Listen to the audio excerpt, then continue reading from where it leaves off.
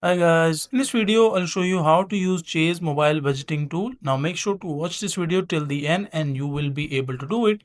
Now as you can see, like, this is officially the Chase website, and the second page is also the same website of Chase. If I click on it, and as you can see, like, it opens directly the official website of Chase.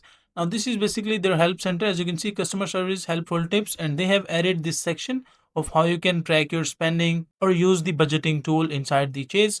So if I scroll down, as you can see, like, they have written the complete process. Now step one is just sign into your Chase mobile application, and once you sign in, choose a checking or credit card account. That is your choice. If you have a checking account or credit card account, just click on it, and after that swipe up and tap on spending and budgeting tool. You will see this section or this option inside your application, so make sure to click on this option, spending and budgeting tool, and from here you can just explore your spending summary. Just click on this option. You will see an option called expanding summary. Click on it and then tap the budget. And once you tap the budget, to create a budget, add your income and saving target. And once you do that, then add your monthly bills and the spending categories to that matters to you. So you can do that. And once you do that, you can set a budget amount for each category. As you can see, like, spend the amount, and after that leave a buffer for spending that's hard planned for.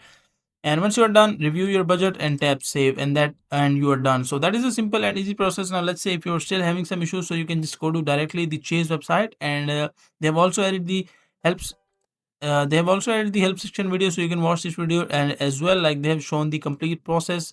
Inside the videos you can see, like, this setting the budget. Click on add to budget, and after that you can just select it, like, add categories if you want to, otherwise just click on next.